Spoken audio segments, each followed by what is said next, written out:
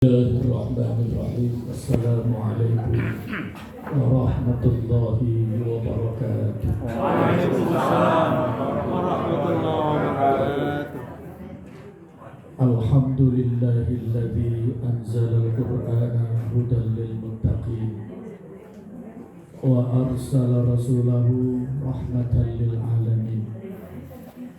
Salatu wassalamu ala sayyidina Muhammadin sallallahu alaihi wasallam wa ala alihi wa ashabihi wa man ittaba'ahu ila yaumiddin.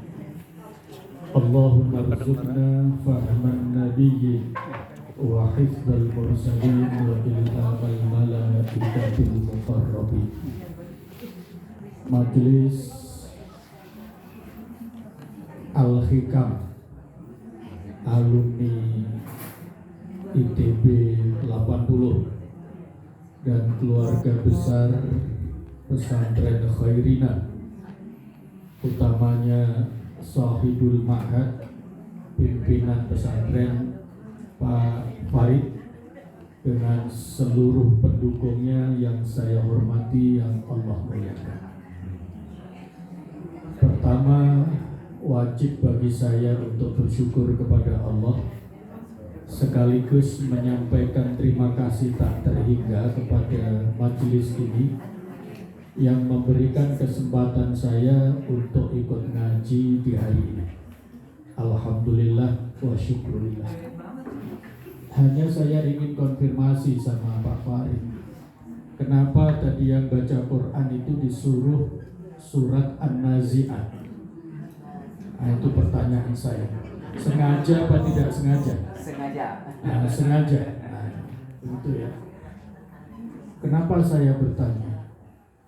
Karena surat itu adalah salah satu surat Al-Quran yang membuat Rasulullah berubah. Mendadak berubah. Jadi jangan disemin. Oh, udah kenceng amat, jangan disemin. Nah, untuk mengetahui kenapa sampai-sampai kemudian Abu Bakar itu kaget dan kemudian tanya, ya Rasulullah, Sayyidina, wahai Nabi, saya melihat kok ada satu dua helai uban di rambutmu. Supaya tahu jawabannya, Bapak tolong dibuka surat An-Nazi'at. Surat An-Nazi'at tadi ya. Surat 30 surat 79. 79. Nah, ini nanti kita tanya ini Pak Farid, apa maksudnya ini? Kita disodori surat An-Nazi'at. Nah, begitu ya. Saya tadi begitu para qari'ah tadi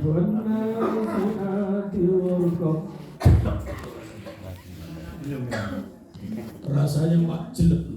Lihat ayat pertama. Iya. Apa artinya?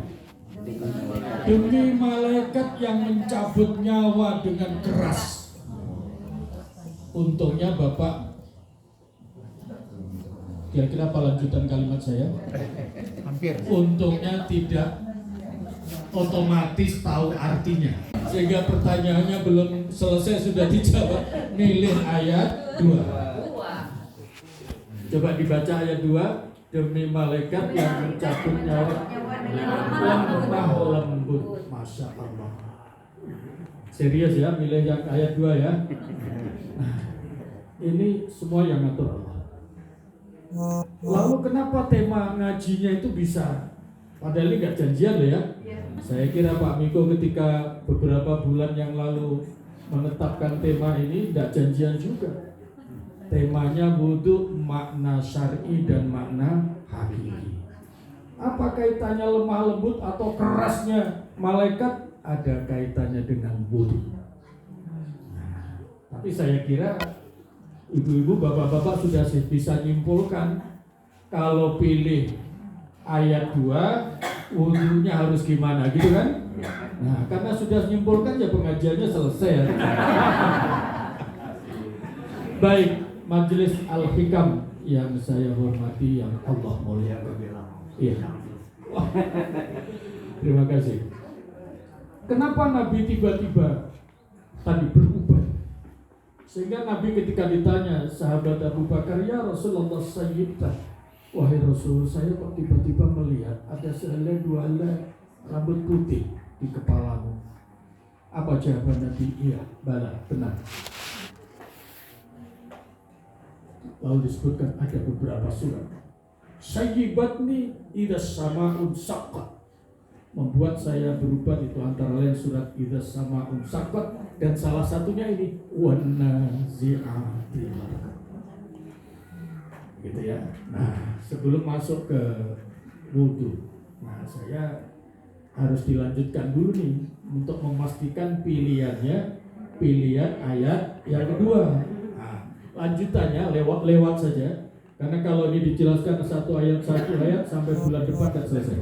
Nah, lanjut saja ayat 37 coba kalau saya tidak salah ingat. 37 wa amman fa'amman tagha wa atharal hayatad dunya fa innal jahim iyal ma'wa. Tolong dibaca terjemahnya. Maka adapun orang yang melampaui batas, amman tagha, melampaui batas. Baru satu ayat saja tidak mungkin masuk kelompok ayat 2. Melampaui batas. Lanjut. Dan lebih mengutamakan kehidupan di dunia. Saya tidak yakin Bapak masuk kelompok ini. Kalau masuk kelompok ini tidak mungkin jadi pesantren khairina. Nah, gitu ya. Alhamdulillah. Nah, yang paling ngeri yang berikutnya. Maka sungguh nerakalah tempat tinggal. Masya Allah, na'udzubillah min dzalik. Kalau paham ketika qori itu membaca ayat sampai di sini, ini ada doanya. Ya. 3 ayat itu doanya Allahumma la taj'alni minhum. Wahai Allah, jangan jadikan hamba masuk kelompok itu. Nah, itu ada. Masuk kelompok apa? Masuk kelompok orang yang mengutamakan dunia, hidupnya melampaui batas, tempat pulangnya. Maka doanya Allahumma la taj'alni minhum. Wahai Allah, jangan jadikan hamba masuk kelompok itu. Kalau tidak masuk kelompok itu, masuk kelompok mana? Berikutnya. Wa amma man khafa. Betul ya? Ya. Boleh dibaca terjemahnya? Dan adapun orang-orang yang takut kepada kebesaran Tuhannya, adapun orang-orang yang khafa, takut kepada Allah, maqama rabbi, wa nahan nafsa, cirinya apa? Dia mampu mengendalikan hawa nafsunya. Lanjut. maka sungguh surgalah tempat Fa innal jannata yal ma'wa. Nah, kalau ini doanya sebaliknya. Kalau tadi adalah Allahumma la taj'alni minhum. Nah, kalau ini la-nya dibuang. Allahumma ja'alni minhum. Ya Allah, jadikan hamba kelompok yang ini. Kalau ini pilihannya jelas. Ayat yang kedua. Nah, itu karena saya disediain minum, jadi ceramahnya sampai sore. Nah, itu yang ketiga yang saya mau sebutkan. Tadi sambutan dari Pak John. dari Pak Yon. Nah, tadi ada tiga komponen utama. Pak Catur. Bukan. Pak Catur. Oh, beliau ya. Nah, ada tiga kelompok utama yang sehingga tempat ini menjadi demikian. Ada yang wakif, mewakafkan lahannya, ada yang berjibaku babat hutan, ada yang kemudian infaknya. Masya Allah, saya ucapkan selamat. Karena apa? Bapak Ibu sudah melaksanakan ayat 2 surat Al-Maidah. Tolong dilihat, ini supaya menjadi bekal kita. Al-Maidah ayat 2. Wa ta'awanu 'alal birri wat taqwa wa la ta'awanu 'alal itsmi wal 'udwan. Itu ayat itu panjang tapi penggalanya di situ. Wa ta'awanu 'alal birri wat taqwa wa la ta'awanu 'alal itsmi wal 'udwan. Boleh dibaca terjemahnya? Saling tolong menolonglah. Ada ya? Ada terjemahnya? Berlomba-lomba saling tolong menolonglah dalam kebaikan dan ketakwaan. Nah, begitu. Dan jangan bersekongkol dalam kejahatan dan permusuhan. Maka kalau melihat ayat ini adalah menyambung sambutannya Pak Catur tadi. 3 kelompok ini yakin sudah masuk kelompok ayat ini, yaitu sudah melaksanakan perintah Allah untuk bersatu, saling tolong menolong untuk kebaikan dan ketakwaan. Nah, ujung dari ini ada di ayat 73 surat Az-Zumar. Ujung ayat. Maksudnya ujung itu adalah perjalanan akhir dari pelaksanaan ayat ini. Ayat 2 surat Al-Maidah itu ada di surat Az-Zumar. Ayat 73. Surat Az-Zumar ayat 73. Boleh tolong dibaca terjemahnya. Wasiqal ladzina taqau ilal jannati zumar. Tolong dibaca terjemahnya. Dan orang-orang yang bertakwa kepada Tuhannya diantar ke dalam surga secara berombongan. Rombongan alumni ITB 80. Setuju? Iya. Kita harus berhusnudzon, optimis kepada Allah karena kita sudah melaksanakan ayat 2 tadi. Saling tolong menolong dalam kebaikan dan ketakwaan. Nah, orang bertakwa secara berombongan akan dibawa oleh Allah menuju surga. Lanjut, menarik arti berikutnya. Sehingga apabila mereka sampai kepadanya ke tempat surga dan pintu-pintunya telah dibukakan, penjaga-penjaganya berkata kepada mereka, kesejahteraan dilimpahkan atasmu, berbahagialah kamu, maka masuklah kamu kekal di dalamnya. Revisi terjemah itu terjemahnya standar, ada kata kesejahteraan. Padahal di situ salamun alaikum itu ucapan selamat. Nah, ketika alumni 80 sampai di depan surga, penjaga surganya mengucapkan, selamat ya, kalian telah berhasil dengan perjuangan panjang, termasuk diantaranya jalan surganya adalah wujudnya khairina ini, dan sekarang sudah saatnya pintunya terbuka, silakan masuk. Ucapan selamat. Jadi kalau mengucapkan selamat kepada orang yang berhasil itu ajaran dari Al-Quran. Ayat 73 surat Az-Zumar. Oleh karena itu saya mewajibkan diri mengucapkan selamat kepada Bapak Ibu sekalian yang luar biasa. Sudah ta'awanu 'alal birri wat taqwa, dan ujungnya adalah dibawa ke surga secara berombongan. Nah, apa kaitannya dengan judul wudu? Nah, begitu. Makna syar'i. Kalau kita bicara wudu, ini sepertinya sudah jam 12 ya. Iya. Kalau kita bicara wudu berarti, begitu ya. Berarti kita bicara toharoh. Ya. Toharoh itu artinya bersuci. Wudu adalah bagian dari toharoh. Toharoh adalah suci. Nah, di mana letak makomnya toharoh atau bersuci yang salah satu bagiannya adalah wudhu? Ini makom terpenting dalam Islam. Saya ulangi, bersuci yang salah satu bagiannya adalah berwudhu, itu menduduki makom penting terpenting dalam Islam. Kenapa penting? Iya, karena salah satu arti Islam itu adalah bersih. Nah, toharoh itu bersuci. Maka oleh karena itu toharoh itu menempati makom terpenting di dalam Islam. Nah, di mana letak makom terpentingnya? Sholat tidak sah tanpa wudhu.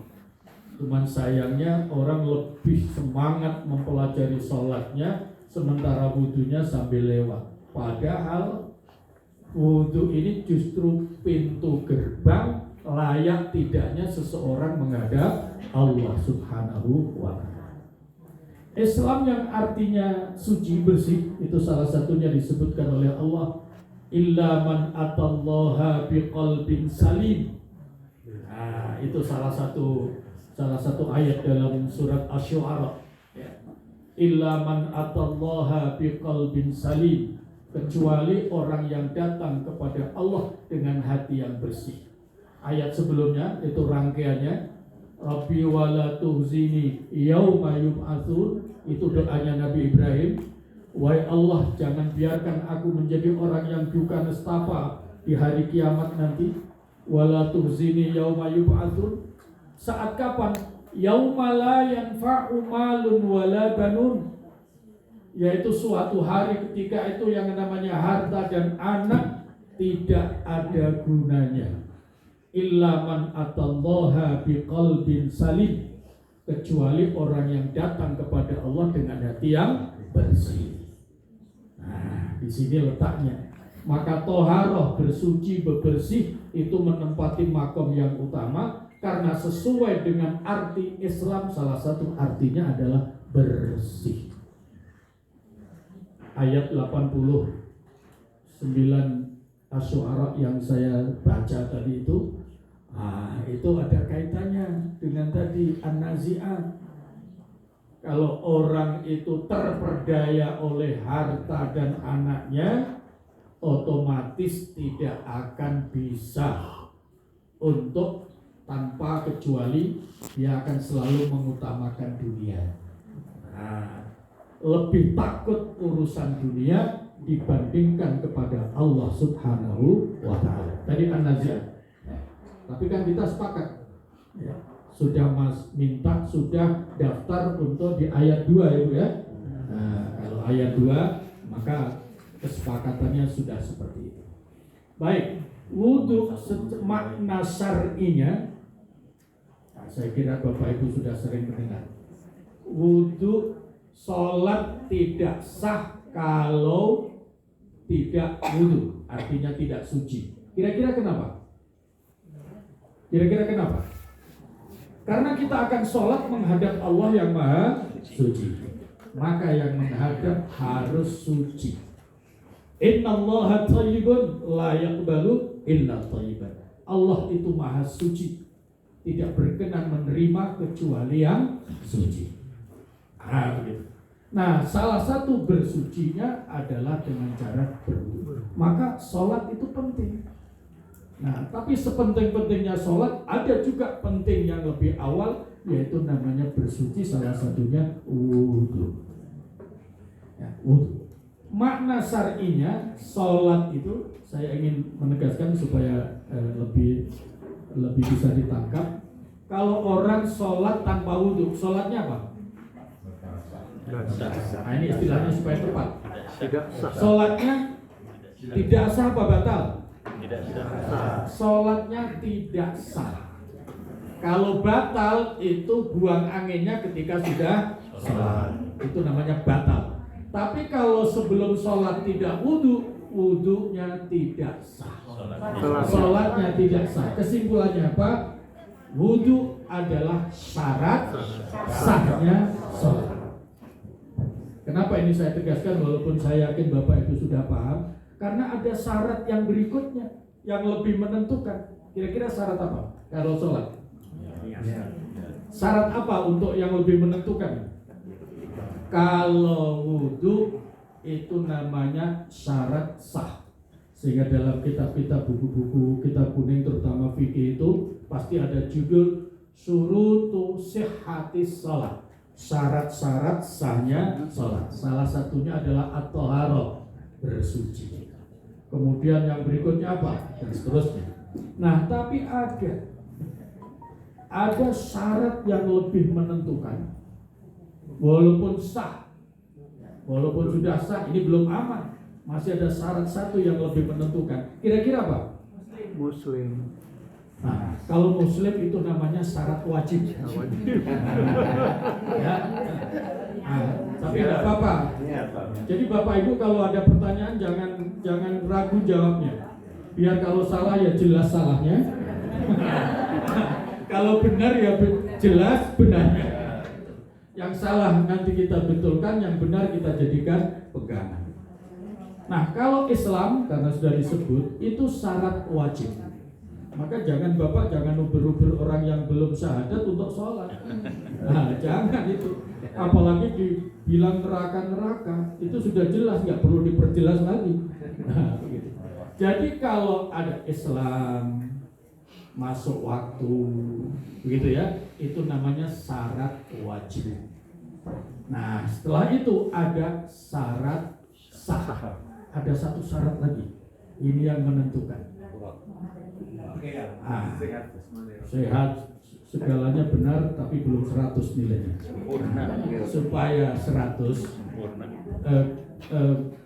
buka surat Al-Baqarah.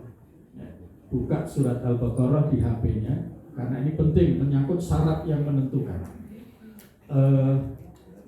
Ketemu surat Al-Baqarah ayat 238. Gitu, 238. Ketemu? Hafizu, betul? Hafizu alas sholawati was sholatil wusta. Nah, belakangnya nih yang menentukan. Wa kunu lillahi qanitin. Tolong dibaca terjemahnya.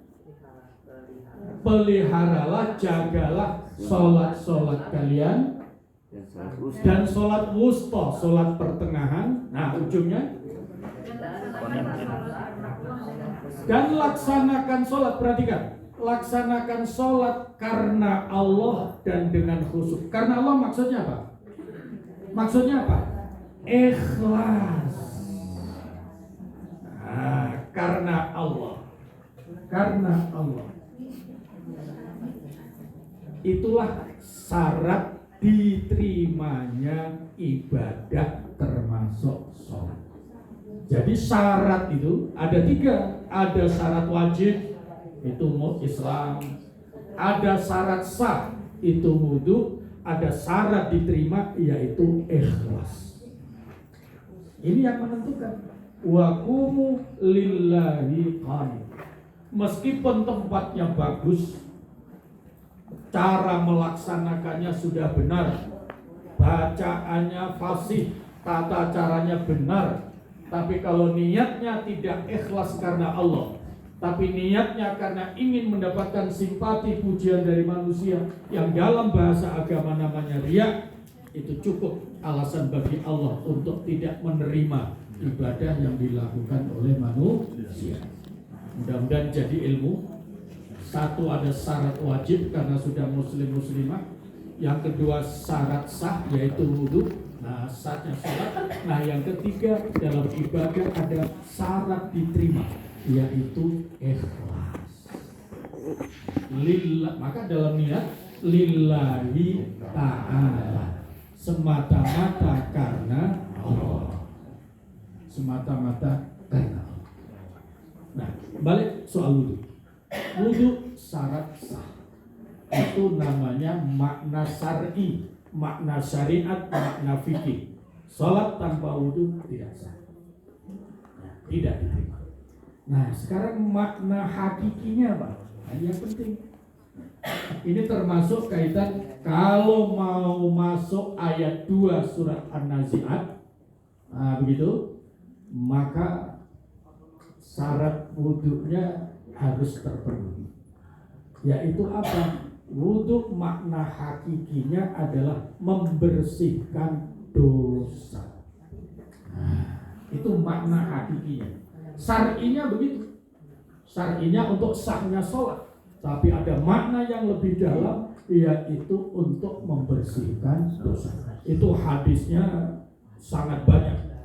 Siapa yang berwudu, maka dosa-dosanya dari dirinya itu berguguran. Ma'a qatril ma', bersamaan dengan menetesnya air wudu.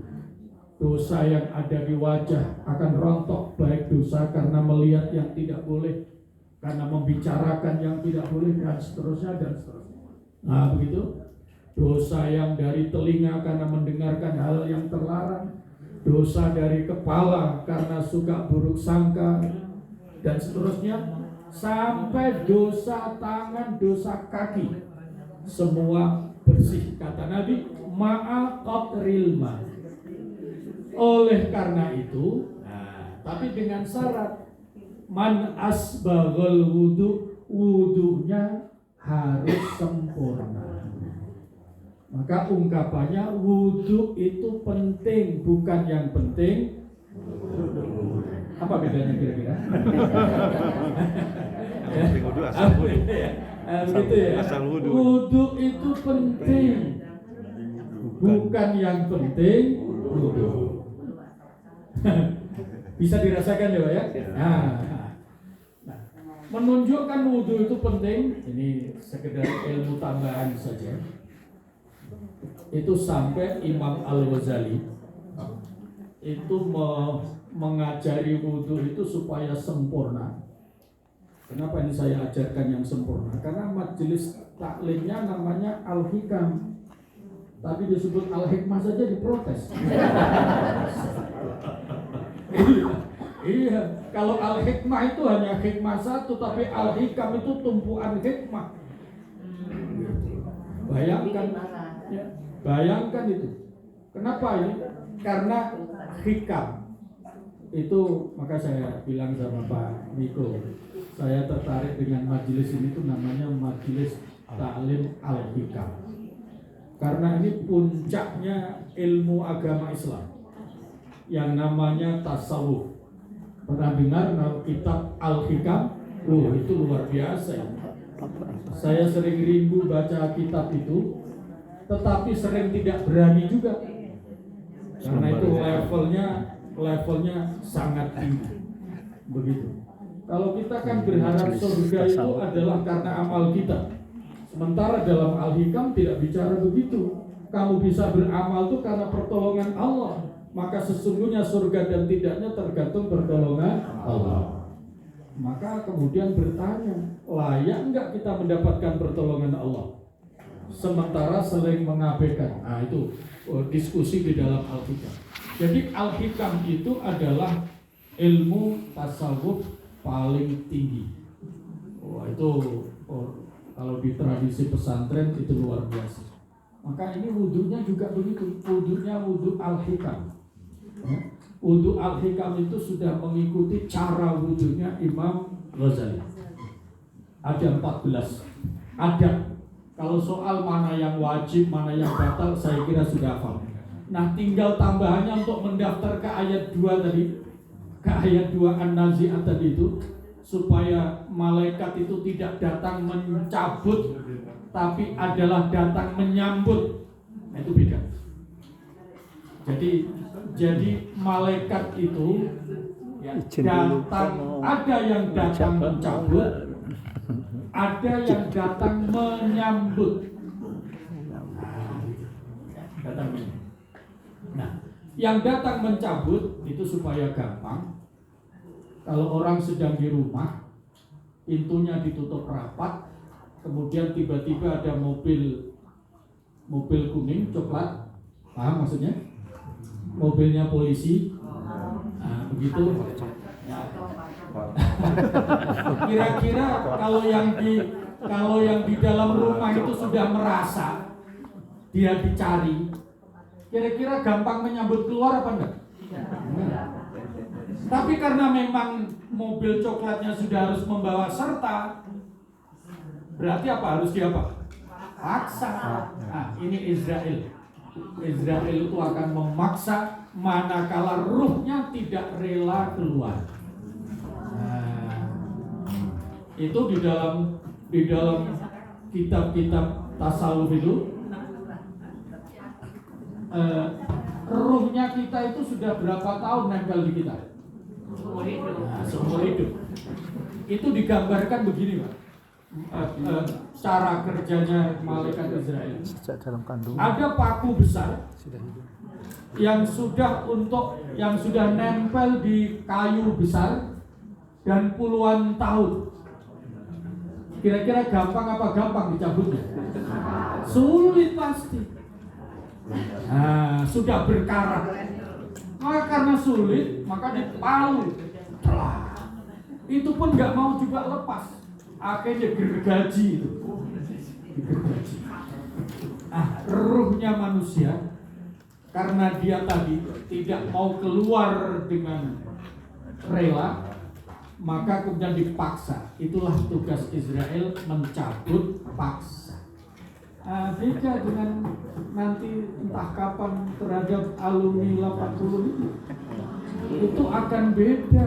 Bedanya apa? Ayat Tuhan nafsu thayyibah, wahai ruh yang suci, ukhruji, keluarlah engkau, karena saya sudah ditugasi oleh Allah untuk menjemputmu, membawa sowan kembali kepada Allah Subhanahu wa ta'ala. Nah, ruh-ruh yang begini ini tidak ada istilah yang namanya malaikat Israel mencabut, gak ada, tapi menjemput. Nah, sebelum Israel datang itu menyampaikan kabar itu sudah ada serombongan malaikat yang dari langit membawa kain kafan, minyak dan seterusnya untuk membawa ruhnya. Itulah yang kemudian disebutkan ya ayyatuhan nafsul mutmainnah, wahai jiwa yang tenang. Begitu, wahai jiwa yang tenang. Irji'i ila rabbi'i radiyatan mardiyah. Silahkan kembali. Jadi tidak ada istilah nyabut di situ.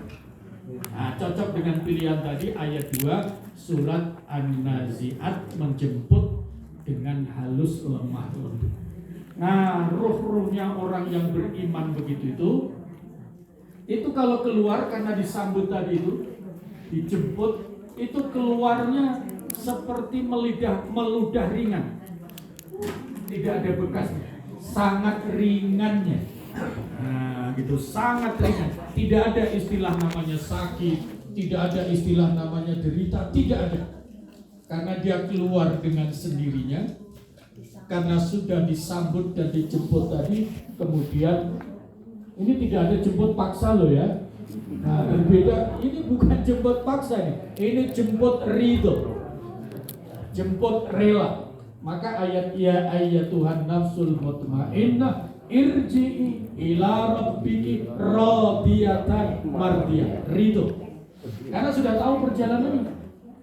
Nanti kalau Bapak Ibu tadarusnya sampai surat Fussilat ayat 30-31, itu salah satu yang diperoleh oleh orang yang istiqomah dalam zikir, salah satunya kaitannya wudu, itu baru akan wafat sudah mendapatkan kabar gembira. Innal ladzina qalu rabbuna Allah tsumma istaqamu tatanazzalu alaihimul malaikah alla takhafu wa la tahzanu. Ayo kembali kepada Allah, enggak usah takut, enggak usah khawatir, karena sudah disiapkan tempat. Maka keluarnya ringan, tidak ada paksa-paksa. Nah, itu irji'i ila rabbiki radiyatan mardiyah, baru kemudian fadkhuli fi ibadi wadkhuli jannati. Nah, jannatinya kemana? Rombongan tadi itu. Insya Allah. Allahumma amin. Apa kaitannya wudhu? Nah, wudhu untuk menghilangkan dosa itu wudhunya Al-Hikam, level tinggi, seperti yang dijelaskan oleh Imam Al-Ghazali dalam kitab Ihya Ulumuddin. Itu caranya wudhu. Tapi sebelum saya jelaskan, jangan-jangan Bapak sudah khatam. Ibu, Bapak kalau wudhu begitu membuka keran, apa yang dilakukan? Baik. Kalau wudhunya Al-Hikam level tinggi, sesuai dengan pelajaran Imam Al-Ghazali, begitu membuka keran memang Bismillahirrahmanirrahim. Ketika melihat air ngocor, apa? Alhamdulillah ya. Sebab kalau airnya nggak ngocor, bingung juga. Itu ada doanya. Kalau airnya najis dipakai wudhu sah apa enggak? Tidak. Maka ketika air ngocor ada doanya. Allahumma ja'alil ma'a tahuran, ya Allah, jadikan air ini air yang suci. Itu ada doanya. Sudah hafal? Baru dengar. Boleh. Itu satu. Doanya saya nanti minta share belum dapat juga. Nah, kalau saya tidak pakai ini masih dengar ya. Baik. Kemudian air ngocor, cuci tangan. Ya, bukan membasuh, tapi mencuci tangan. Yang kanan dulu. Doanya apa? Ini belum nawaitu loh ya. Ini belum ini. Belum. Ini cuci tangan. Ini ada doanya yang luar biasa. Kalau terima amplop suap dari mana? Diterima pakai apa? Sekarang tidak pakai ya, karena langsung transfer.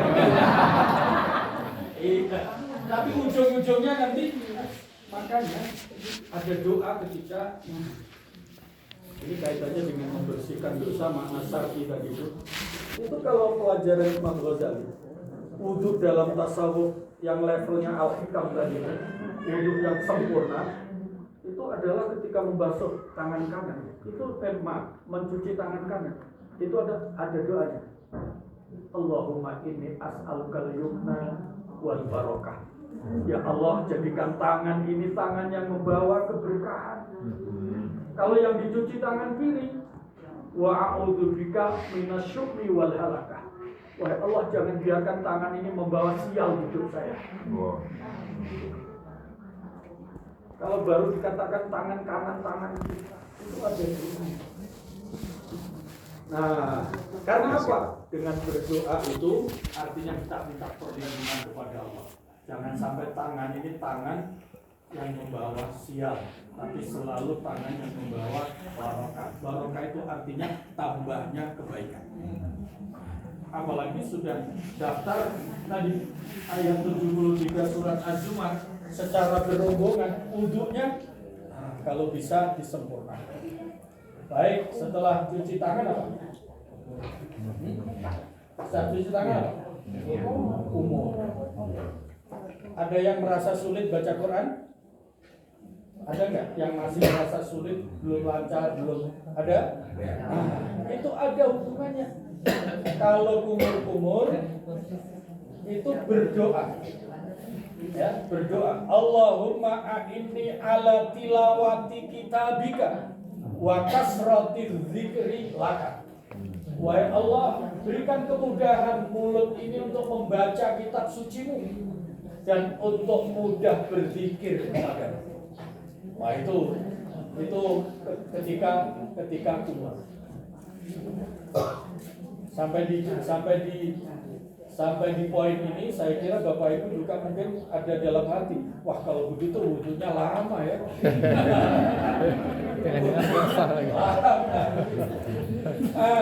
Itu kumur. Itu doanya. Nanti kemudian masukkan air di hidung. Itu juga ada doanya. Allahumma arihni raihatal jannah. Bapak Ibu pernah dengar aroma surga itu tercium dari jarak berapa? Jarak 500 tahun perjalanan. Jadi jarak 500 perjalanan Bapak sudah pernah menghitung? Kalau jalan kaki 500 tahun kira-kira sampai mana begitu ya? Muter dunia berapa kali. Aroma surga itu bisa tercium sejauh 500 tahun perjalanan. Nah, maka kemudian kalau kita memasukkan air dalam hidung ketika wudhu, itu dengan doa Allahumma arihni raihatal jannah. Ya Allah, berikan kemampuan hidung ini kiasan. Berikan kemampuan hidung ini untuk mencium aroma surga. Coba kalau yang namanya yang parfum saja, saya tidak tanya parfum favorit Bapak Ibu ya. Itu belum membeli, kalau baru tahu harumnya saja, itu kan betapa luar biasa bahagianya. Nah, ini yang akan tercium adalah aroma surga. Luar biasa. Ini kiasan. Maksudnya apa? Mudah tertarik kepada kebaikan. Setelah hidung apa? Wajah. Nah, di sini ada dua nawaitul wudu'a, mulai saat wajah, tapi ada satu yang tidak kalah pentingnya, doa. Allahumma bayyid wajhi binurika yauma tabyaddu wujuhu awliyaika salih.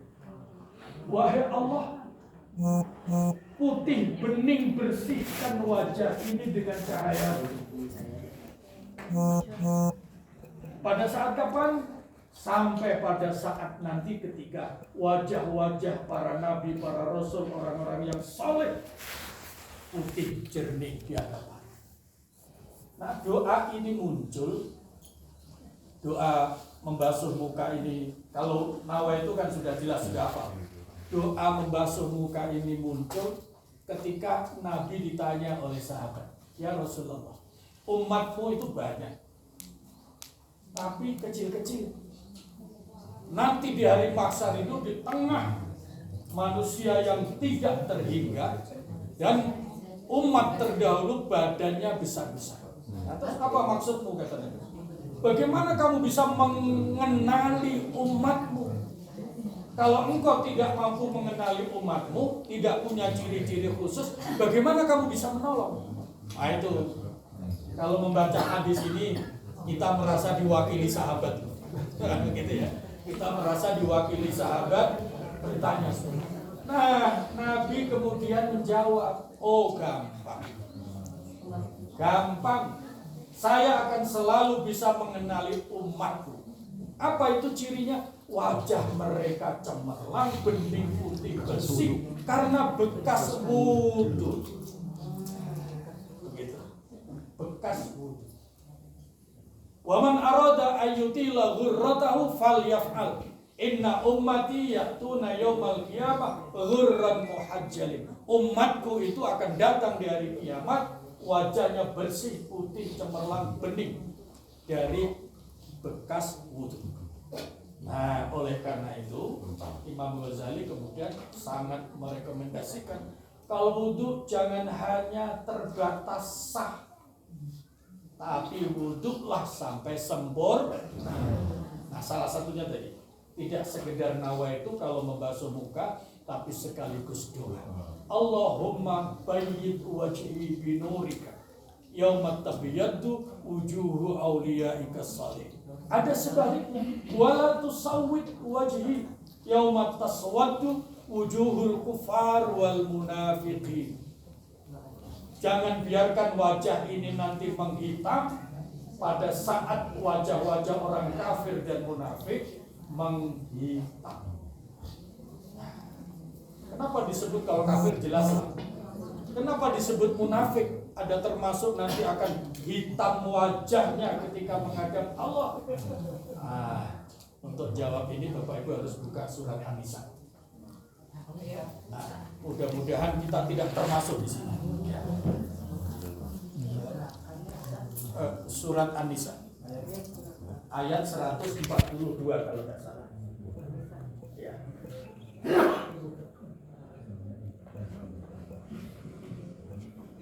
Sudah ketemu? Doanya mudah-mudahan kita, walaupun saya yakin Bapak Ibu tidak termasuk dalam ayat ini. Ayat 142. Nah, coba tolong dibaca terjemahnya. Sesungguhnya orang munafik itu hendak menipu Allah. Sesungguhnya orang munafik itu hendak menipu Allah. Bagaimana wajahnya enggak hitam? Coba Allah saja mau ditipu. Maka kalau Bapak Ibu ditipu orang munafik, ya ikhlas saja. Ikhlas karena apa? Wajar, saya manusia. Tuhan saja mau ditipu, orang munafik. Nah, begitu ya. Itu Al-Quran loh yang bilang ya. Allah Subhanahu wa Ta'ala, innal munafiqina yukhadi'una Allah. Orang munafik itu ciri utamanya suka menipu. Allah saja mau ditipu, apalagi manusia. Yang kedua, nah ini. Yang kedua, Wa idza qamu ila sholati qamu kusala. Yang kedua, Bu? Tetapi Allah lah yang menipu mereka. Ya, Allah membiarkan mereka tertipu dirinya sendiri. Itu orang munafik. Yang kedua berikutnya, apabila mereka berdiri untuk sholat, mereka lakukan dengan malas. Mudah-mudahan kita tidak termasuk. Orang munafik itu cirinya, orang munafik itu bukan tidak mau sholat loh. Orang munafik itu bukan tidak mau sholat, yang tidak mau jelas itu kafir. Nah, orang munafik mau tapi ada rasa malas. Malas semangat kerjaan apa? Hati. Kerjaan hati, fisik ini yang mengikuti. Nah, yang kedua, wa idza qamu ila sholati qamu kusala. Orang-orang munafik itu kalau berdiri mau sholat, dia malas-malasan. Inilah nanti yang menyebabkan tadi di hari kiamat itu wajahnya menghitam. Kalau sholatnya malas, wudunya malas apa enggak? Ya malas. Aduh, sudah wudu lagi. Apalagi di Fairina yang airnya dingin.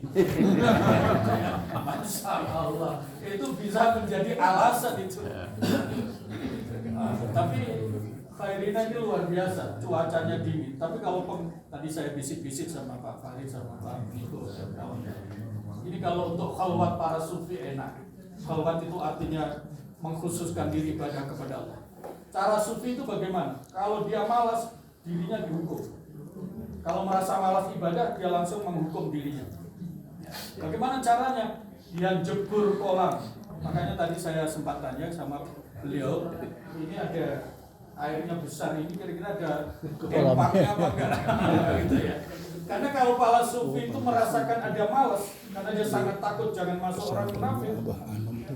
Karena nanti ayat berikutnya itu luar biasa, ayat 145 itu orang munafik itu neraka paling bawah.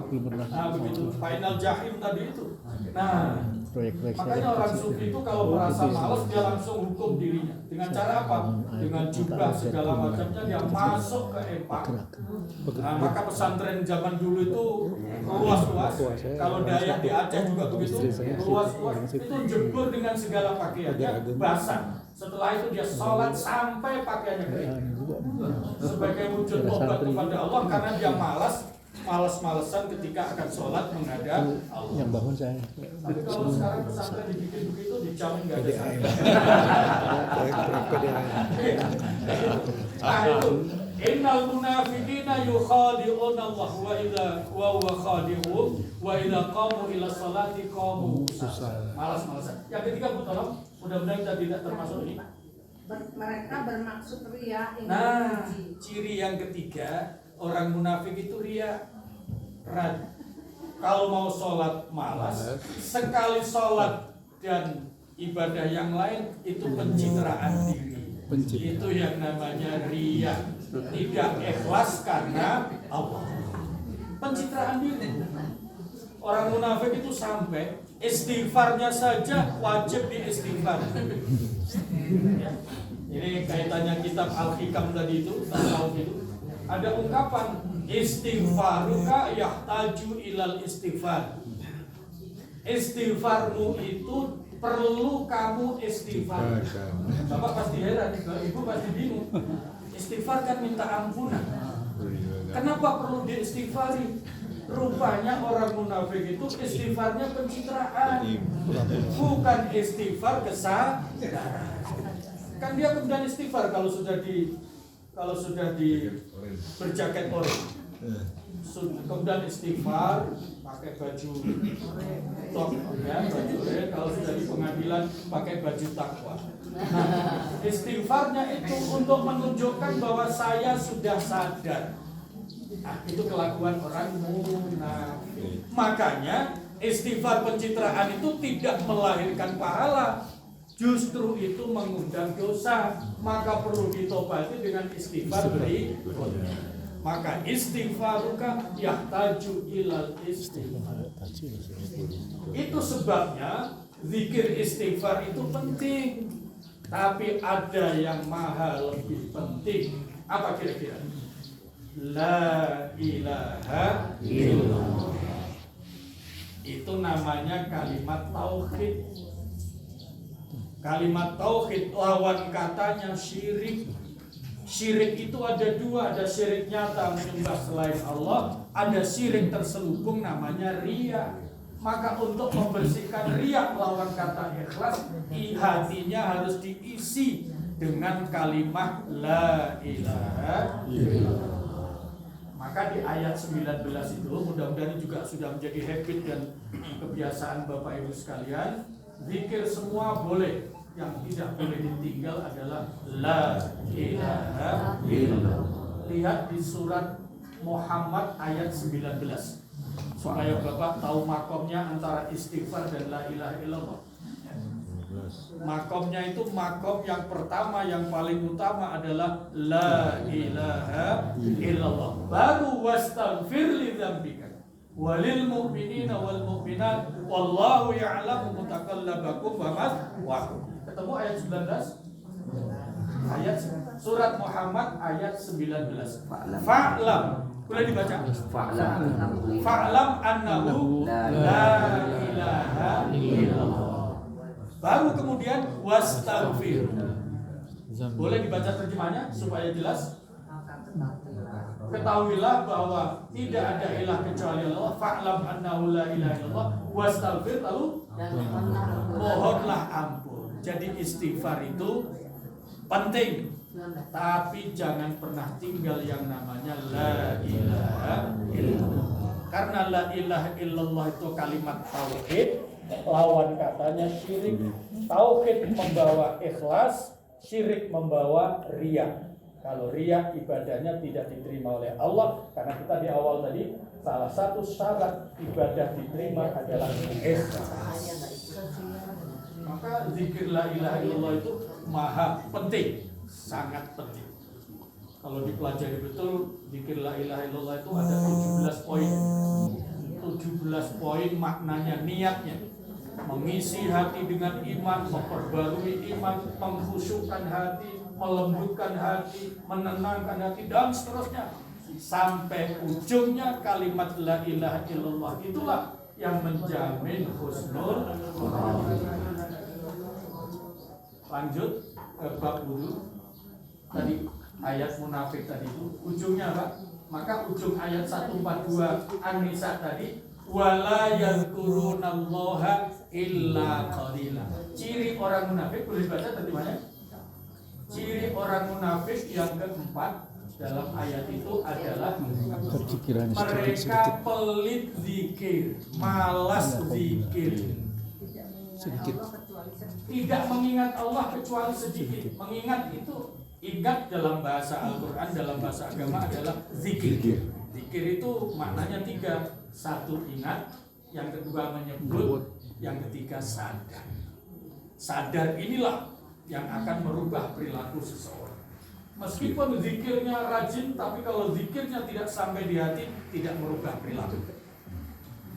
Makanya kalau ngajinya rada runut gitu, ini ada 1 poin kewajiban orang yang sudah syahadat.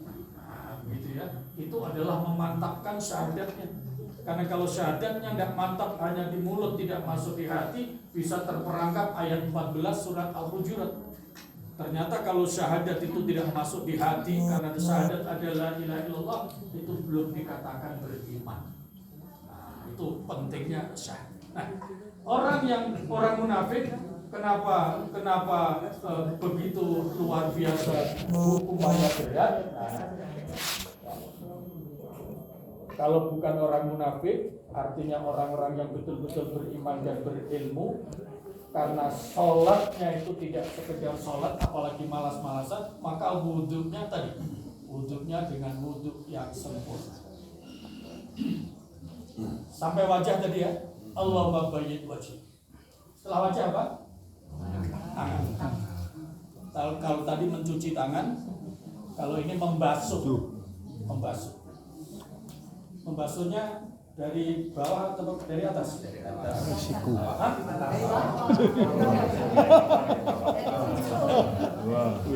Coba ingat-ingat fikihnya. Rukun wudu membasuh. Supaya membasuh tangan. Membasuh kedua apa? Tangan itu mana? Ini. Kalau ini apa? Ini ada maknanya. Maka kalau wudu jangan itu kebalik. Harusnya tangan dulu. Karena dalam Al-Qur'an begitu. Fagsilu wujuhakum wa aydiyakum ilal marafiq. Al-Maidah ayat 6. Kalau wudu itu adalah setelah wajah adalah tangan. Tangan itu nih. Kalau ini adalah lengan. Nah, begitu ya. Jadi dari itu. Nah, apa doanya? Biasanya ibu doa apa? Doa apa biasanya? Itu ada doanya. Masya Allah. Ini ada hubungannya ketika nanti menerima catatan amal di hadapan Allah. Maka ada doanya. Ketika membasuh tangan kanan, Allahumma atini kitabi biyamini wa hasibni hisaban yasir. Ya Allah, mohon nanti catatan amal saya diserahkan dengan tangan kanan. Kalau dengan tangan kanan berarti hisabnya ringan. Gitu. Ketika basuh tangan kiri, wala tutini kitabi bishimali au min warai. Jangan kau serahkan melalui tangan kiri, apalagi dari punggung. Ingat anak-anak, kalau rapotnya jelek biasanya disembunyikan apa ditampakkan? Gitu ya. Kalau rapotnya bagus, oh maaf Pak, nah gitu, ditunjuk-tunjukkan dengan bangga. Tapi kalau rapotnya jelek, disemputin. Itu isyarat. Ketika nanti serah terima buku amal juga seperti itu. Maka ada doanya.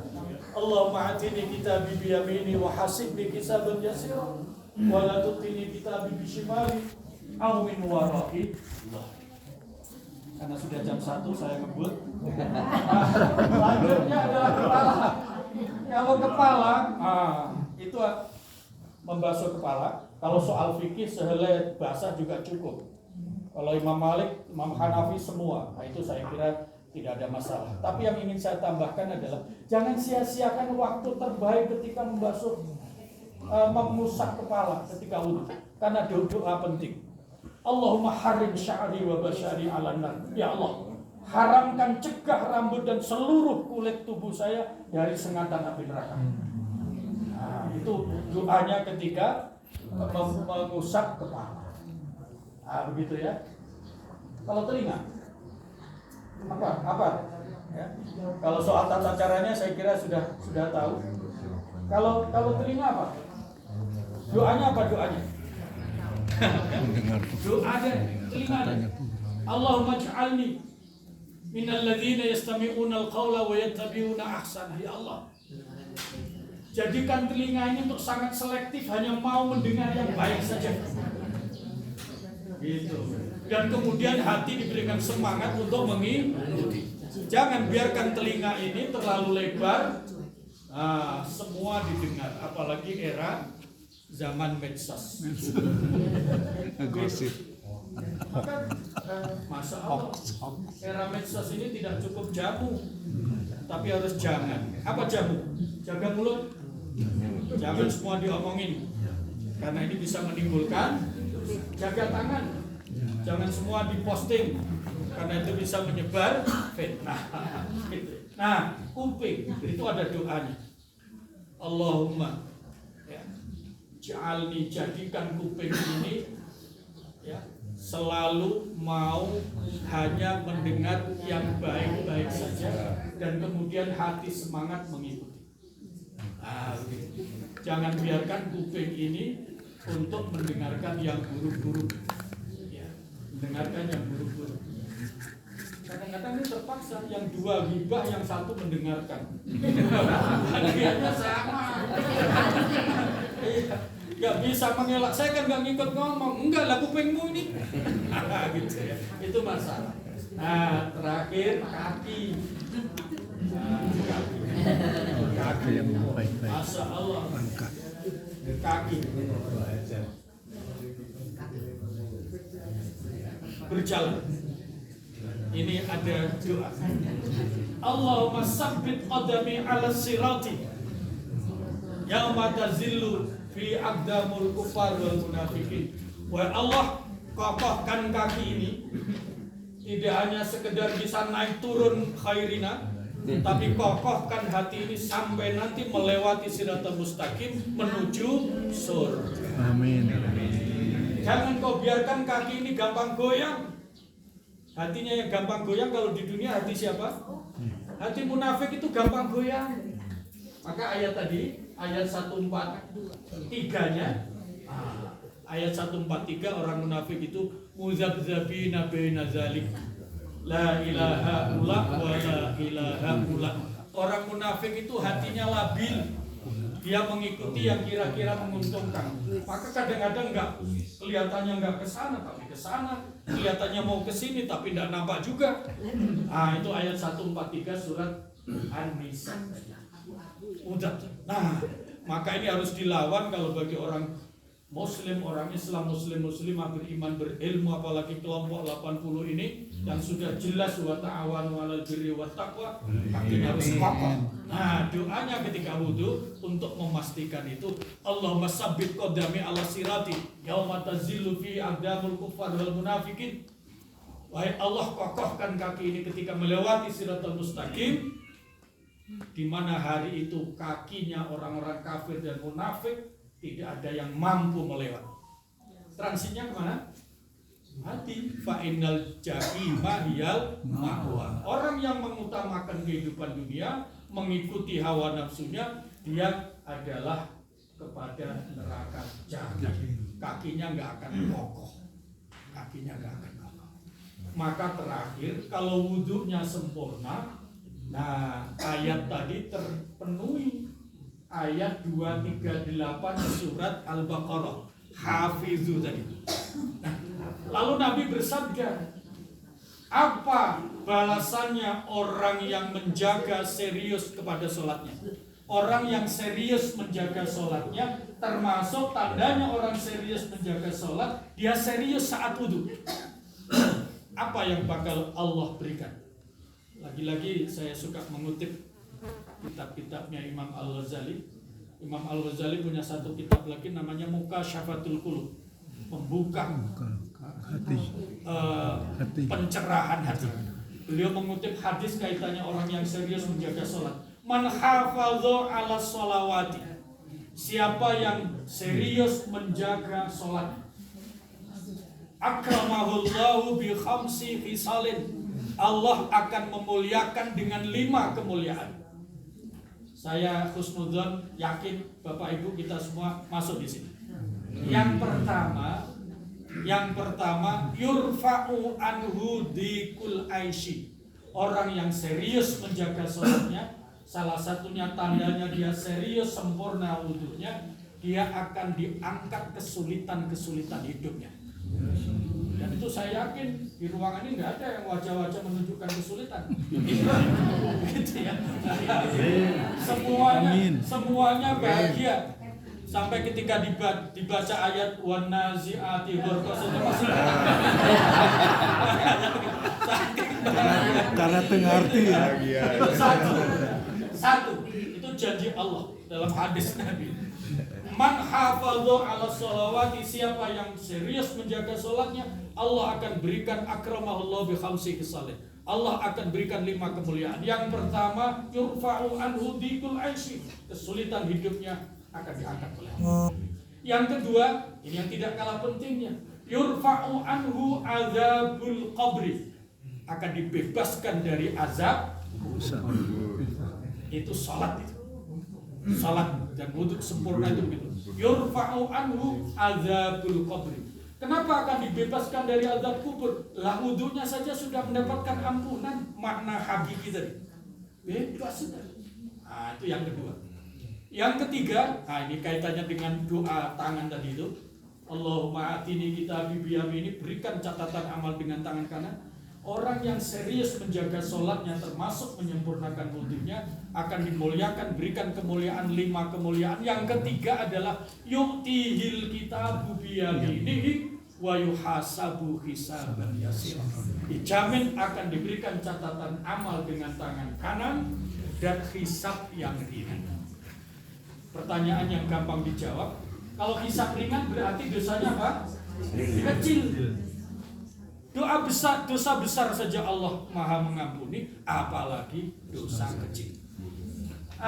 Oleh karena itu kemuliaan yang keempat, orang yang serius menjaga sholat, termasuk serius dalam wudhunya. Wudhu itu penting, bukan yang penting wudhu. Ya, ini tolong ingat-ingat ya. Wudhu itu penting, bukan yang penting wudhu. Nah, itu nanti ada pengaruhnya. Nah, yang keempat, kemuliaan yang Allah berikan kepada orang yang serius menjaga sholatnya, yamurru ala sirati kalbarki. Dia melewati siratal mustaqim menuju surga itu secepat kilat. Kalau Pak Farid yang nyewa jet pribadi, kecepatannya berapa? Ya, ini secepat kilat. Masya Allah.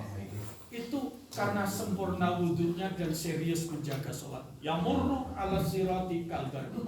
Dan yang kelima, ini yang semua orang akan menunggu, yadkhulul jannah bighairi hisab. Justru bisa masuk surga tanpa hisab. Itu orang yang serius menjaga sholatnya, seperti ayat 238 surat Al-Baqarah, dengan tandanya orang serius melaksanakan wudhu. Itu luar biasa. Nah, kalau sudah begini doanya kita, Allahumma ja'alni minhum. Mudah-mudahan kita termasuk kelompok yang kita ceritakan dalam pengajian ini. Amin. Tapi tidak cukup amin loh, Pak. Nah, berikutnya harus ada upaya nih. Upaya untuk lebih menyempurnakan ini. Ada pertanyaan sampai di sini? Ya, ada pertanyaan? Ya. Hubungannya kalau tadi Ya. bahasanya susah. Ya. Bahasa Indonesia boleh? Oh, boleh. Bahasa Indonesia boleh. Ya. Doa itu bahasa Indonesia. Orang niat saja bahasa Indonesia boleh, apalagi doa. Nah, gitu. Apalagi boleh. Kalau membasuh tangan juga begitu. Pakai bahasa Indonesia. Itu boleh. Nah, tapi pelan-pelan dari 14. Nah, tadi saya itu 14. Mulai dari buka keran sampai terakhir sholat syukrul wudhu. Ya, itu terakhir 14. Itu satu di antaranya, jangankan bisa 14, satu saja selesai.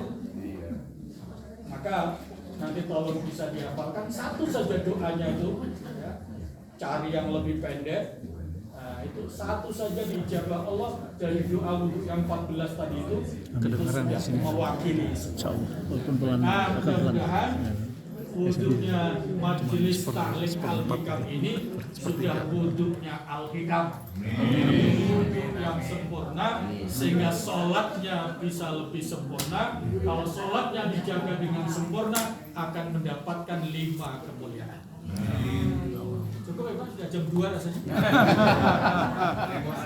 Waktu Indonesia bagian tengah. Ya, ya. Waalaikumsalam.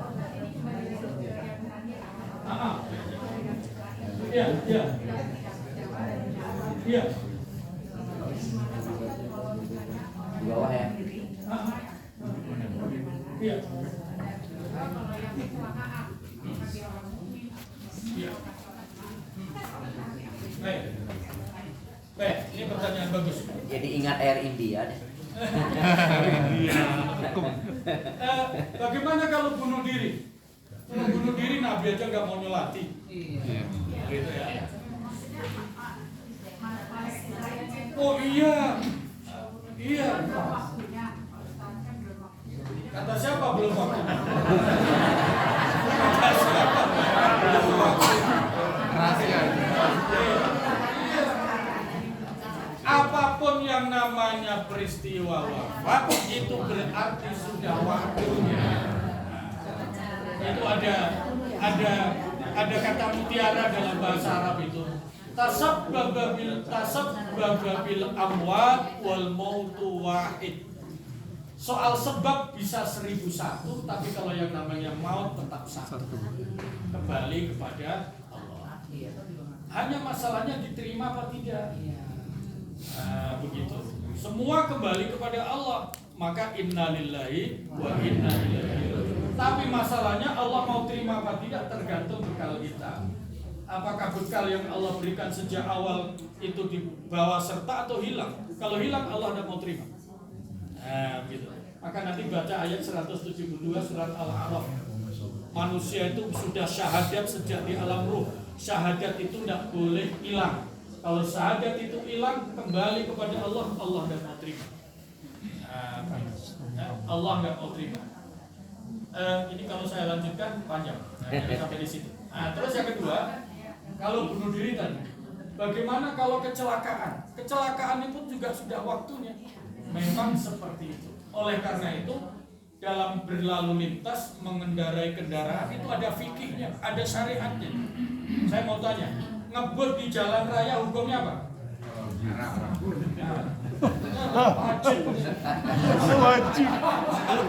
Wajib. Gitu ya. Nanti baca ayat 195 surat Al-Baqarah. Wala tulqu biaidikum ila tahluka. Jangan sampai melakukan sesuatu yang mencelakakan diri. Larangan Allah. Ngebut kira-kira kemungkinannya apa? Celaka. Maka ngebut itu minimal makruh, maksimalnya haram. Kalau sengaja ngebut padahal hatinya sadar ini bisa celaka dan ternyata naudzubillah celaka itu meninggal, itu bisa kena hukum fikih meninggalnya seperti orang bunuh diri. Karena ngebutnya disengaja. Maka tolong sampaikan kepada siapa saja teman-teman anak-anak jangan Sampaikan ke Valentino Rossi. Jangan begitu. Itu orang yang tadi kecelakaan. Walaupun kecelakaan dan seperti apa dan seperti apa. Sekarang kalau orang kaget kemudian meninggal, itu kira-kira yang diomongin apa sih? Astagfirullah. Tergantung kebiasaan. Tergantung kebiasaan. Spontan kok. Orang kaget spontan. Biasanya yang terucap apa? Tergantung kebiasaan. Kalau orang marah, gitu ya. Kalau orang marah yang biasa keluar apa? Ya biasanya. Ya di sini letaknya pentingnya membiasakan supaya dalam keadaan apapun yang disebut adalah Allah. Nah, kaitannya tadi kecelakaan itu, masya Allah, itu hatinya bisa otomatis menyebut Allah. Nah itu cukup. Baik, ada lagi? Enggak, tadi bukan sedikit. Ya, sedikit boleh banyak. Itu enggak sedikit aja, tapi di luar konteks tadi. Ya. Itu surah atau gimana tentang tadi ada bilang bahwa kalau melakukan kecil-kecil di antara Hadis. Itu hadis. Dia tahu. Saya pengen tahu apa yang mengatakan bahwa umat terdahulu itu besar besar. Apa itu? Itu hadis. Itu ibu-ibu, maaf, ibu sudah haji? Sudah. Yang mau saya tanya, lihat makam Ibrahim. Itu maksudnya. Lihat telapaknya. Itu ada tingginya umat terdahulu itu sangat-sangat tinggi. Sangat-sangat tinggi. Maka umat Muhammad ini kecil-kecil. Setinggi-tingginya misalnya 200 cm, tetap kalau dibandingkan umat dahulu itu adalah Kecil. tapi gitu ya. Tapi ada satu referensi sejarah yang sangat luar biasa. Ada satu kitab namanya Hayatus Sahabah, kehidupan sejarah kehidupan Nabi dan sahabat. Itu di awalnya itu dijelaskan wa ummatuhu marhumah, umat Muhammad sangat disayangi oleh Allah. Sampai apa? Sampai ibadah yang wajibnya itu disetarakan dengan ibadahnya para nabi, para rasul. Bukan disetarakan dengan umatnya loh ya, disetarakan dengan nabi dan rasul. Karena itu. Jadi Ibrahim aja masih gede ya? Ibrahim masih. Nah begitu ya. Nabi Isa saja itu masih bisa. Nah jarak antara Nabi Isa dan Rasulullah itu 700 tahun. Maka ada namanya masa fatrah. Nah disitulah yang kemudian bercerai-berai umatnya itu. Ada yang masih kekeh mengikuti Nabi Isa, ada yang sudah mampu move on mengikuti Rasulullah Sallallahu Alaihi Wasallam. Begitu Bu. Nah, itu nanti pertanyaan ibu itu berkaitan dengan ayat 18 surat An-Naba. Yauma yunfakhu fis-suri fatatuna afwaja. Ya. Itu surat An-Naba ayat 18. Ketika hari kiamat itu umat Muhammad keluar dari hari kiamat, keluar dari kubur afwaja, berbondong-bondong. Itu ada 11 kelompok. Ada 11 kelompok. Ada yang kelompok tangannya buntung. Ada yang kelompok dengan kakinya buntung. Ada kelompok yang ngesot menjalan tapi wajahnya yang dipakai ngesot. Ada orang yang keluar dari kubur itu kelompok yang lidahnya dikunyah-kunyah berdarah tapi nggak selesai-selesai. Ada yang perutnya membesar. Ada yang muntah terus-terusan, baunya kemana-mana dan seterusnya. Nah, kelompok Nabi itu ketika menjelaskannya bisa menangis. Menjelaskan kelompok sama dengan waktu surat An-Nazi'at itu kelompok umat Muhammad yang wajahnya cemerlang, bening putih. Itulah umat Muhammad yang wudunya sempurna. Maka tadi kata-katanya tadi wudu itu penting, bukan yang penting wudu. Bukan yang penting wudu. Baik, itu ya cukup. Mudah-mudahan nilai. Silakan. Baik. Kalau sekiranya ada orang yang meninggalnya lama, sakitnya lama, tapi ada orang juga yang mudah langsung sekali. Iya. Apakah itu termasuk? Kalau yang lama itu terpaksa dicabut, dipaksa atau gimana? Iya. Nah ini kalau bicara kematian, mati itu nyata tapi gaib. Ada nyata matinya tapi gaib. Nah termasuk peristiwa itu peristiwa. Nah nanti ayatnya dibaca ayat terakhir surat Luqman. Nah tapi ada tapinya, penjelasannya ada. Waja'at sakratul mauti bil haqq dzalika ma kunta minhu tahid. Itu di surat Qaf. Itu sakratul maut itu benar adanya. Nah, salah satunya tadi. Apakah Allah bermaksud menyiksa orang yang matinya susah? Tidak. Itu justru sebagai penghapus dosa. Nah, jadi bagi orang beriman itu sakratul maut yang sakit itu bukan bermaksud Allah menyiksa, tapi untuk menghapuskan dosa. Supaya apa? Kembali kepada Allah sudah dalam keadaan suci. Nah, bagi yang muda, yang muda jelas. Yang muda itu maksudnya kelompok ayat 30-31 surat Fussilat. Innal ladzina qalu rabbuna Allah tsumma istaqamu tatanazzalu 'alaihil malaika alla takhafu wa la tahzanu wa abshiru bil jannati allati kuntum tu'adun. Ketika sakaratul maut orang-orang beriman dan itu dijemput oleh malaikat Israel beserta rombongan malaikat dari surga. Nah, itu sudah memberitahu orang yang istiqomah dzikir la ilaha illallah itu saat sakaratul maut sudah diberikan kabar gembira surga. Maka kemudian menjadi tenang. Sehingga ayat yang memanggilnya ya ayyatuhan nafsul mutmainnah, wahai jiwa yang tenang. Jiwa yang tenang, jiwanya siapa? Jiwanya orang beriman yang istiqomah zikir. Tapi kalau orang beriman tapi malas zikir, maksudnya iman apa? Tadi, iman munafik. Nah, jangan sampai. Maka zikir ini sangat amalan yang sangat penting. Begitu Pak? Ya. Cukup? Satu lagi. Satu lagi boleh? Ya. Sampai tataran hakiki itu harus sehariannya harus sempurna dulu. Bisa atau bisa lompat. Untuk sampai kepada hakiki, apakah hakiki ini kaitannya dengan hakikat? Tidak sepenuhnya. Hakiki itu jauh lebih dalam dibandingkan yang tampak. Kalau yang tampak ya hanya. Kalau Bapak pikir-pikir secara logika, begitu ya. Kenapa wudhu itu hanya bagian-bagian tertentu? Begitu. Padahal yang berbuat dosa semua. Nah, oleh karena itu hakikatnya adalah menghapus dosa. Itu memang tidak tampak. Apakah syariatnya harus sempurna dulu? Enggak, itu bisa berbarengan. Karena dalam setiap ibadah pasti ada syariat, ada hakikat. Salat diawali dengan apa? Takbir berbarengan niat berbarengan takbir. Niat letaknya di mana? Di hati. Itu hakikat. Takbirnya Allahu Akbar, itu syariat. Maka niat letaknya di hati. Adapun mengucapkan niat dalam mazhab Syafi'i hukumnya sunnah. Nah, hukumnya sunnah.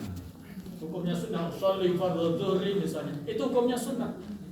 Oleh karena hukumnya sunnah, yang wajib ada di hati, jangan hanya dibaca, hatinya rekreasi. Nah, itu yang jadi persoalan. Oleh karena itu, wudu, sholat, itu juga ada bermacam-macam. Ada orang yang suka sholat, itu satu. Suka sholat. Ada yang rajin sholat. Yang ketiga, ada yang ahli. Sebelum saya jelaskan, kira-kira mana yang lebih tinggi? Ahli. Kalau suka sholat, suka-suka tinggal juga. Nah, itu suka sholat. Kalau rajin sholat, memang rajin karena sholatnya sholat hafalan, bukan sholat kesadaran. Sholatnya sholat. Nah, yang ketiga ahli sholat. Itulah pentingnya ahli sholat itu sampai Nabi Ibrahim pun berdoa untuk menjadi ahli sholat. Tambahan, si hukum ditanya tadi jadi ingat. Jangan pernah lupa untuk bisa menjadi ahli sholat. Kalau selama ini sudah suka sholat, sudah rajin sholat, alhamdulillah. Tapi mari kita tingkatkan untuk menjadi ahli sholat. Maka doanya doa Nabi Ibrahim, surat Ibrahim ayat 40. Saya kira Bapak Ibu sudah hafal. Rabbi ij'alni muqimas sholati wa min dzurriyyati rabbana wa taqabbal. Baca banyak-banyak, terutama termasuk kalau sudah siap dengan sholat, supaya sadar kita menjadi ahli. Nah, untuk menjadi ahli tadi itu, ketika sholat ilmunya harus hadir. Saya ini menghadap Allah. Nah, begitu. Saya ini menghadap Allah.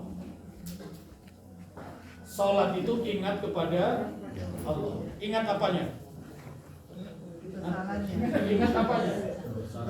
Ingat kepada Allah itu ingat apanya? Nah, ini yang harus clear. Kalau ingat kekuasaan Allah, kalau sampai di situ nggak apa-apa, Allah Maha Kuasa titik. Tapi kalau ingat kekuasaan Allah, salah satunya adalah iya ya dulu nggak punya apa-apa, sekarang karena dapat rizki banyak. Lanjutannya ingat rizkinya, bukan ingat Allahnya. Kira-kira sholatnya khusyuk apa tidak? Tidak. Nah, maka Al-Quran memberikan rumus. Sholat memang harus ingat Allah. Yang harus diingat hanya satu, Allah melihat sholat. Nah, itu namanya sholat dengan ihsan, dengan muraqabah.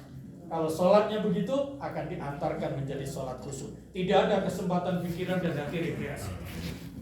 Kembali kepada pertanyaan beliau, apakah syariatnya harus itu? Tidak, bisa sekaligus. Syariat dan hakikat akan datang sekaligus karena setiap amal itu ada niat itu hakikat, syariatnya secara fisik. Bisa sekaligus. Oleh karena itu ta'lim ini menjadi penting karena ilmu memang menuntun amal. Kalau iman itu memberikan spirit kepada amal, punya semangat tapi nggak punya ilmu, nggak jadi amal. Maka iman dan ilmu ini selalu bergandengan. Mudah-mudahan majelis ta'lim ini istiqomah. Masih boleh? Oh, masih boleh. Satu lagi saya. Iya. Iya, masih boleh. Kalau hal-hal yang syariat, iya, itu kan bisa kita ukur, iya, terukur batal atau tidak, salah atau benar. Tapi kalau hal-hal yang hati, iya, itu kita bisa ngukur nggak sih sebetulnya? Iya. Misalkan saya ini ikhlas atau ria, atau kita lihat orang itu ikhlas apa ria, iya, kita bisa ukur nggak? Begini. Apa kalau sholat sendiri lama apa sebentar? Sama. Kalau sholat di masjid sama di rumah selalu istiqomah, qobliyah badiah, apa di rumah tidak badiah, di masjid badiah. Nah, itu salah satunya untuk ukur ikhlas. Itu kata Imam Al-Bushairi dalam kitabnya Istiwaul Amal.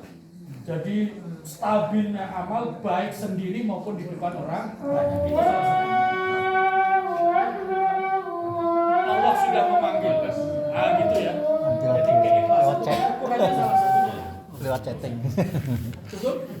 Nanti kita lanjutkan pertemuan yang akan datang. Satu aja. Iya. Kalau badan penuh tato gimana wudhunya?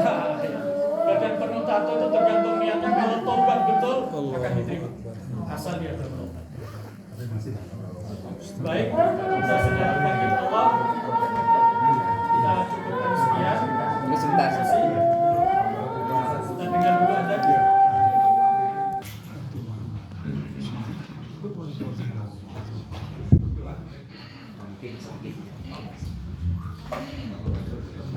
Alhamdulillah, terima kasih kepada Pak Ustadz Yusuf Muhammad